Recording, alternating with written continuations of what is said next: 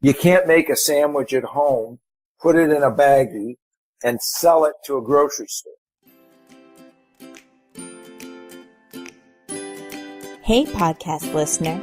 This is the THC Foodie, where you can get the scoop on the business of THC-infused foods. If you'd like to learn more about what we do, check out the THCFoodie.com and icecreamprivatelabel.com.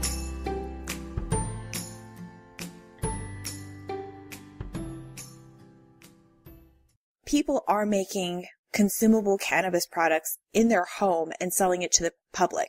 They're selling food items and such to the public out of their homes. I would say some are, yes. And are these legitimate businesses, or are you saying that these guys are hobbyists?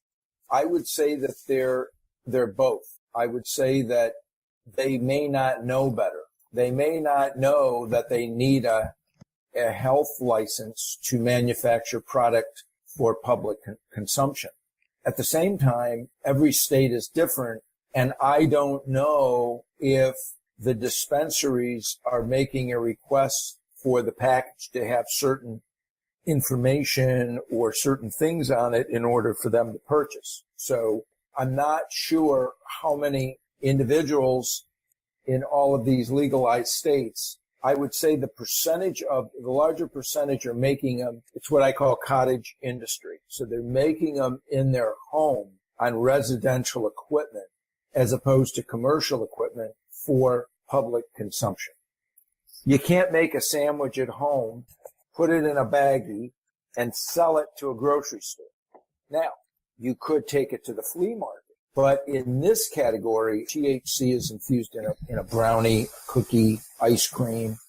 Then there are certain, these folks are considered processors.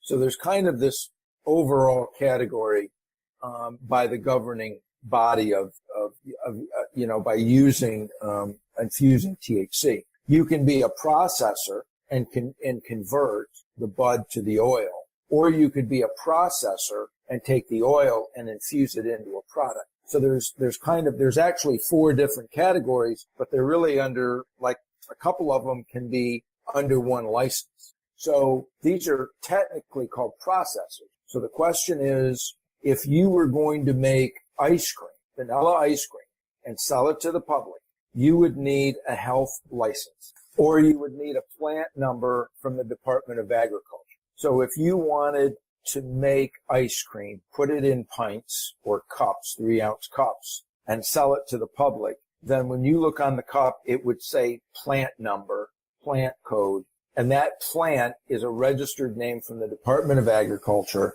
because they like to keep track. There's 2 things they like to do. They like to keep track of where the milk in the country is going, how it's being used, and they also want to make sure that the sanitation requirements are being followed in your manufacturing facility. So if I was to open a restaurant, or if I was to open up an ice cream shop and buy my product from a dairy and I'm not manufacturing, then the local health department would come in and they would look for things like hand wash sinks, 3-compartment sinks, that the freezers are the correct temperature, that, there's certain basic sanitation conditions being followed.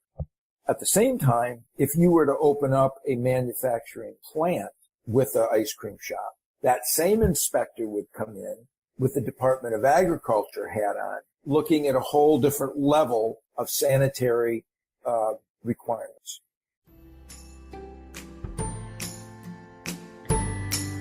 Got a product or business you want to share? We want to know what you have to say. Leave us a comment on our website at www.munchiespodcast.com or on Twitter at SafeTHCFoods.